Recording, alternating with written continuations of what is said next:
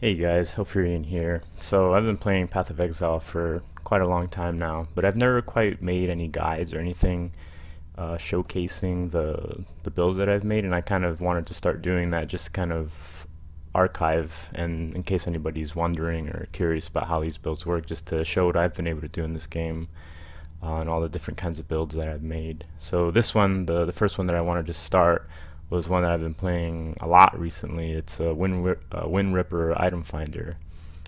So it uses the unique bow Windripper, and what I do is I stack a ton of item quantity gear, and then just use a Queen of the Forest with a couple of flasks to run very, very fast and to clear as fast as possible. So the two elements for finding as much loot and currency in this game as possible is kill monsters really fast and wear item quantity gear to multiply the amount of stuff that they drop.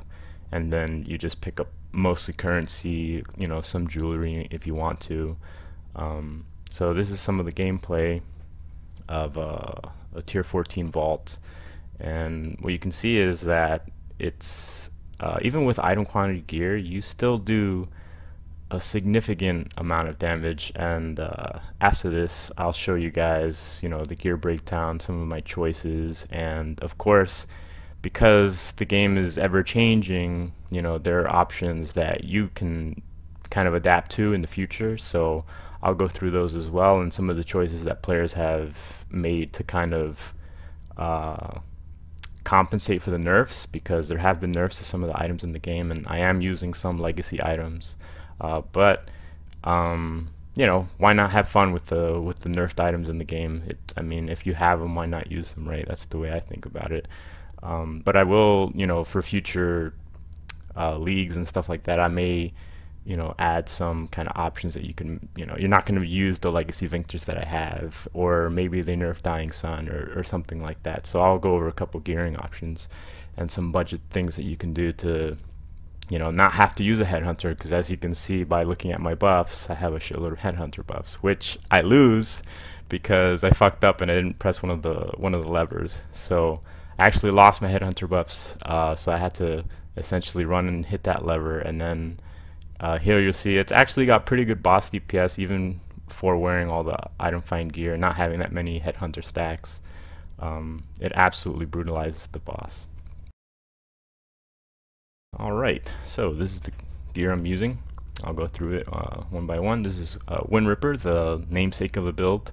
The most important rolls here are the attack speed and the crit chance. The flat alley rolls don't really matter all that much.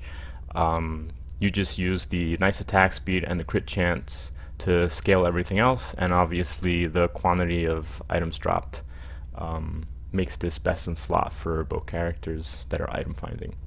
The quiver that I'm using is Rigwald's Quills. The reason for this is because it gives essentially a free link without the less damage multiplier that Fork gives if you were to link it, and it also gives 48% increased projectile damage. It's pretty nice. This is pretty much best in slot in this. You can probably try to use Drill Neck, but I don't think that it will give you the same clear speed that a Rigwald's Quills will give you.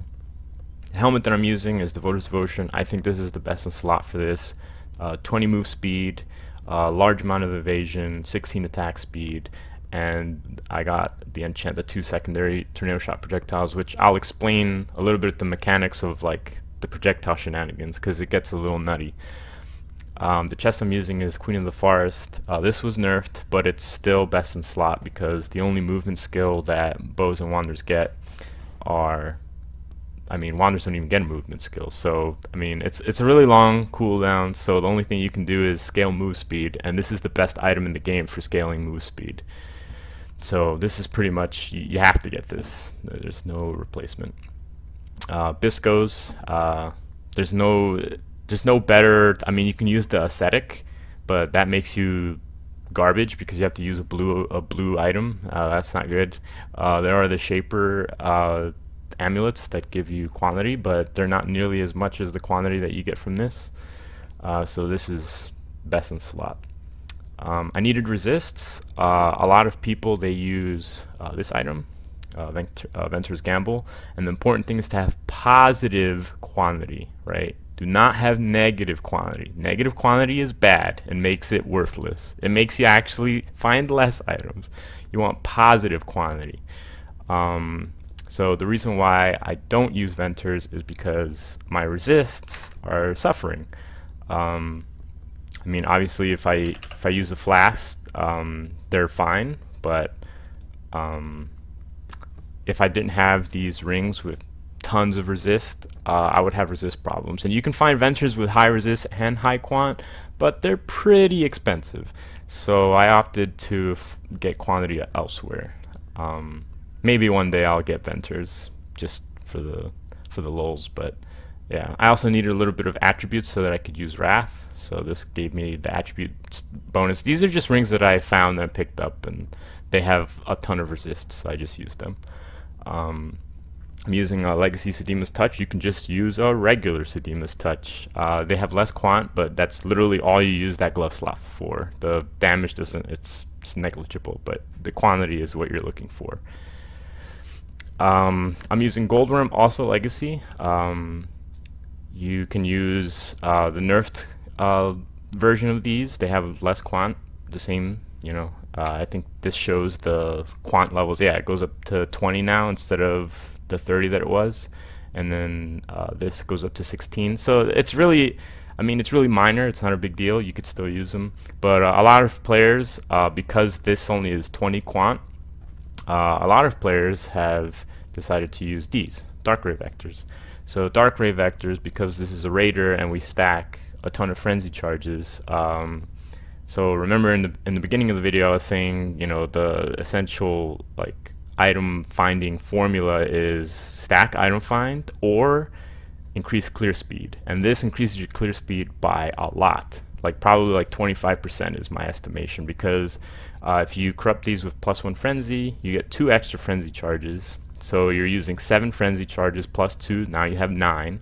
So that's 45 movement speed, which is 35% over this. And then on top of that, you get 2 frenzy charges, which is a lot of damage, survivability because of the boots. So it's a really good non-budget option. Or you can just get +1 frenzy, and then once you get enough money, get the corruption for +1 max frenzy charges. That's completely optional. Obviously, Headhunter, I think it's the best in slot for item finding because it increases your clear speed immensely. Like, you steal attack speed or move speed or Soul Eater, like you'll go north of 400 move speed instantly, and then there's nothing in the game that does that for you. But before I got Headhunter, I was using Prandus Blazon. It's the same. It gives you stats just like Headhunter does. I think they also nerfed the quantity on this. Yeah, so it's only 8 quantity now, but that's fine. And then it gives you flask effect duration, and that's really nice. 20% increased flask effect duration is actually overpowered. If you don't have stat needs, you can just use Bisco's Leash. It gives you 5 quant and it gives you free rampage. So those are the two budget options. So I'm gonna go over the gems now and just discuss kind of like the really cool stuff that you can do with bow skills. So what happens is the order of projectiles in this game is pierce, fork, chain, right? So if something pierces, it'll always take precedence over things that fork and things that chain. And the same thing, the way that it works with fork and chain. So what happens is the projectile will fork, and then after it forks, it'll chain. And so what this does is when you shoot all these projectiles, well, the way Tornado Shot works is if I unslot these, right, it'll shoot. And what you'll notice, right, is that Tornado Shot shoots 3 smaller arrows out, right? And those 3 smaller arrows can fork, and then if you use the chain, they will also chain, right? So I'll slot this in and just show you by shooting something. So here, See, they're forking. You see the 3 projectiles fork. Now, if I slot in chain and I shoot, right, what'll happen is it's really hard to follow the arrow now because there's too much happening, right? But basically, it's forking and then it's chaining, so it's hitting a ton. And so what happens is if you add 2 tornado shot projectiles, now it's shooting 5, right? So this increases your clear speed and damage by like 40% minimum. It's ridiculous. It's such a strong enchant. It's almost mandatory, but if you don't have the money, you don't need to use it. Tornado shot can be subbed out for ice shot, which I'll show you what it can do as well.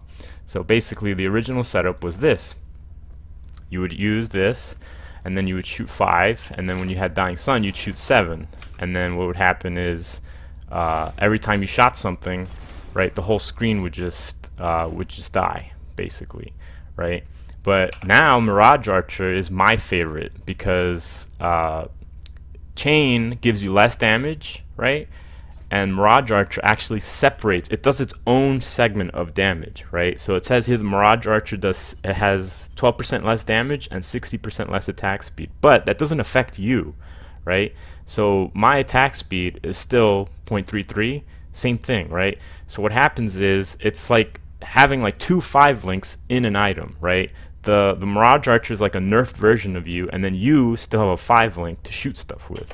So basically, that's awesome, but it auto shoots, right? So like now it shoots for you, and as you move, you kill stuff, and that's so OP because as you move, you just shoot stuff, and I don't know. That's like such a cool mechanic, which is what brought me back to playing this character. So as you can see, I stole minor move speed, so now you can see like the ridiculousness of this build, and it's just like auto firing. There, I stole another Headhunter buff that gives me more move speed. So it's just like a kind of like snowball-y type build that I really enjoy playing. And if you don't have the Tornado Shot enchant, you can just play with Ice Shot, the same thing. And Ice Shot with Chain will do pretty much what Tornado Shot is doing. You'll have less projectiles, but Dying Sun essentially compensates, right? So it's in effect the same thing. It's beautiful. And the way Ice Shot works is when it hits something, it shoots a cone. So that's that pew thing that you're seeing shoot out. And then when it chains, it shoots that cone out 2 more times. So that's where the clear speed is coming from, all the chains. It's a little bit slower, and you actually have to aim it, right? So like if I shoot it here, it won't hit the monsters, right? So that's the only drawback with Tornado Shot. Like Tornado Shot, I'll show you in a sec, right? I can shoot here, and it'll hit stuff over here. So that's why I use Tornado Shot, because there's no aiming required, and while you're moving 1,000,000 miles an hour, you don't have to worry about it. So that's basically what that does. And yeah, just killing random mobs at level 61 has already gotten me a bunch of crap. So I use the item quantity support gem. This is also legacy, so it's not in the game anymore, but you can just take it out and you can slot in another damage jewel, like added cold damage or added lightning damage. So I'll go back to explaining the other links. The single target setup is up to you as well. I use Barrage, Elemental Focus, Ice Bite, Elemental Damage, added lightning damage. Here, if you don't like damage on full life, you can use faster attacks or anything that you fancy. It's really up to you. Here, you don't need to use Empower or Enlighten. You just need a Wrath. I just used it because Luxury, and I had the space for it, and Ice Golem to increase your accuracy and crit chance. This is actually mandatory. This is the best, I think. Herald Device, Curse on Hit, Assassin's Mark. This gives you free power charges, and then Onslaught, when you kill something with your Herald device, which happens a lot, you get Onslaught for free, and that's basically up the whole map. Here, Blink Arrow, and then increased duration, Vol Haste, Vol Grace. So Vol Grace is super OP because when you use it in tandem with the Flasks that I'm using, you're essentially like almost unhittable. Now to just go over the Flasks and then the path of building, just to show you some of the alternatives that you can do and the kind of damage that this build can sustain. So I'm using a Vessel of Victor. This is a Legacy Flask. I'm using it just purely because it gives me life and mana, and also the max lightning res. This was nerfed significantly, so there are some things I'm going to have to show you to essentially compensate for the loss of this, but it's not too big of a deal. It's just, this is OP, so why not use it? Dying Sun, the only thing you care about is 2 proj. Every Dying Sun has 2 proj. It increases the damage of Barrage significantly and the damage of Tornado Shot significantly. This is important. A Diamond Flask is basically the best way to increase critical strike chance in the game. Every time you crit, you one-shot basically everything, so you want to crit as much as possible, and then you just get a Bleed Flask because as a raider, the only ailment that really bugs you is bleeding. Quicksilver Flask of Adrenaline, you just want as much move speed as possible on this, and then Optimus Jade Flask of Reflexes. So because you're using a Queen of the Forest, evasion actually scales your move speed. So if you look here, if you look at my move speed, I pop my Jade Flask, I go up to 38,000 evasion, and I gain quite a bit of move speed.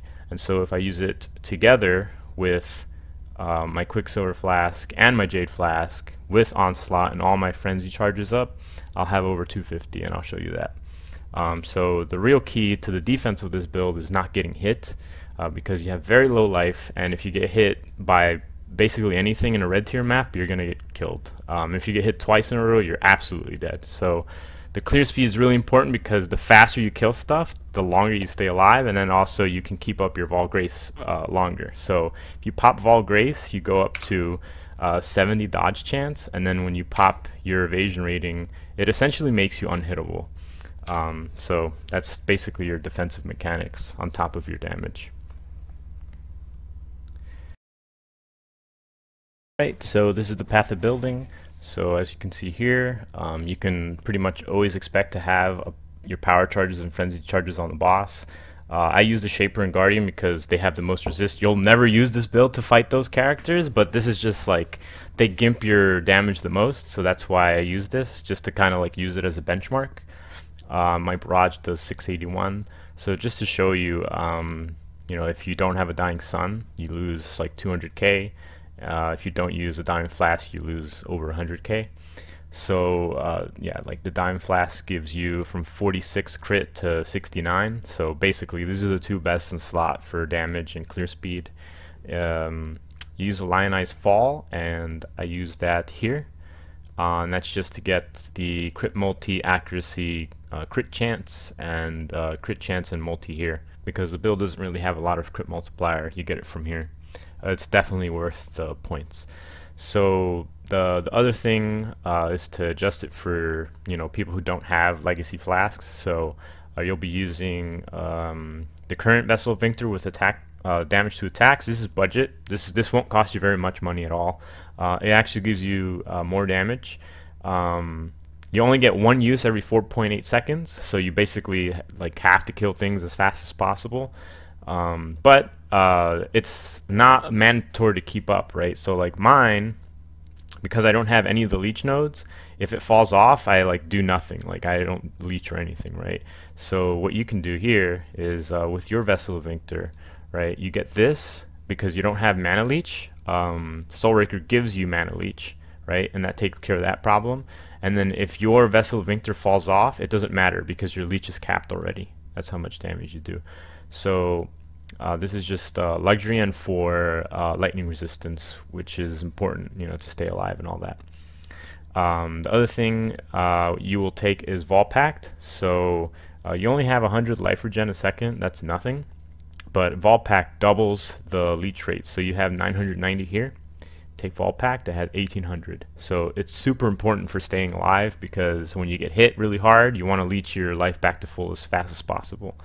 So you probably won't use damage on full life on your barrage, but that's okay, because what you'll end up doing is just using something like a lightning pen or slower proj, most likely slower proj, and it still does a significant amount of damage.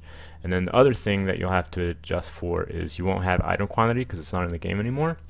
So you take off item quantity, and you don't want to use elemental focus. Elemental focus is really bad because your Windripper gives you quantity when you kill frozen enemies, if you read there. So what you want to do is you actually want to get added cold damage or added lightning. Added cold is probably the best bet, and that gives you pretty good damage. So if you have an item quantity gem sitting around in standard, I recommend using it, but if not, it doesn't matter. This is fine. And then the last thing to show you in terms of gear is the Dark Ray Vectors. So Dark Ray Vectors, and then you corrupt them with +1 frenzy charges, right? So if you can look here, for barrage, if you add it to the build, the Dark Ray Vectors, if you look here, I have 252 move speed. If I add Dark Ray Vectors, I go to 283. So I gain 30% move speed on top of the other boots, and then the damage goes up to 762. If you take them off, it goes up to 639. So that's why I said it increases your clear speed by 25%, right? Because it increases your damage by like 20%, and then increases your move speed by 10%. So like if you average those things out, it's like a 25% increase in clear speed. So that's why a lot of people in the new leagues, they just use Dark Ray Vectors, because it's super OP. And then on top of that, it gives you more dodge chance. So when you do use your Vol Grace, if you look here, 54 dodge chance. When you activate Vol Grace, you cap. So you're basically just like nothing touches you, because you kill everything too fast, and then you're capped on everything. So it's like the 1 in a million chance that something sneaks by and hits you. You might get one shot, but it doesn't matter. Like, you don't care about leveling, you care about finding items. That's what this is all like developed to find items as fast as possible. The last caveat here is I don't take King of the Hill, and the reason why is because it knocks enemies back, and that's really annoying when you're doing breaches. So pretend this is a breach, right, and it opens up, right, on the edges, right, when you're shooting your projectiles. If you don't kill them in one shot, you knock them out of the ring and they disappear, and then you can't DPS them anymore, and then you have to run back in, and then you have to shoot them again. So it's really annoying, so I don't like it. And then against bosses as well, when you're knocking bosses back, you can actually knock them out of the range of your point blank, and that makes it so you have to reposition, and I don't like that either. So I just take these 3 points out and I put them into move speed. You know, move speed is clear speed, so that's all that matters. Like, this point is literally just for move speed. The jewels are nothing special. This is the most expensive one, but this is literally just life, proj, resists, life, proj, resists, and resists, right? Because my build needs resist as much as possible.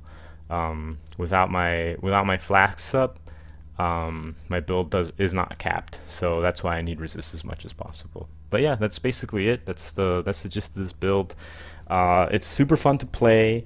You know, you get fat loots when you're running your vault maps, and yeah, it's just it's super fast. The headhunter makes it really fun. Oh, and then the last thing, the pro tip that I always tell players is, if you can get this node, Druidic Right, absolutely get this node. If you can get it, if you're a duelist, a ranger, a shadow, even if you're a marauder, if you can path over here and get this efficiently, this node is so powerful. It's so powerful. 20% increased flask effect duration, 20% increased flash charges gained. The 20% increased flask effect duration makes it so that your flasks never fall off, ever. You're killing things way too fast, and with the 20% duration, there's between packs when you're walking, your flasks are always just going to be up, And of course, you know, they need to be up, right? Because if it falls off, you're doing no damage, right? If your diamond or dying sun fall off, you're doing no damage. So it's pretty important to keep them up. And yeah, that's about it. Have fun item finding.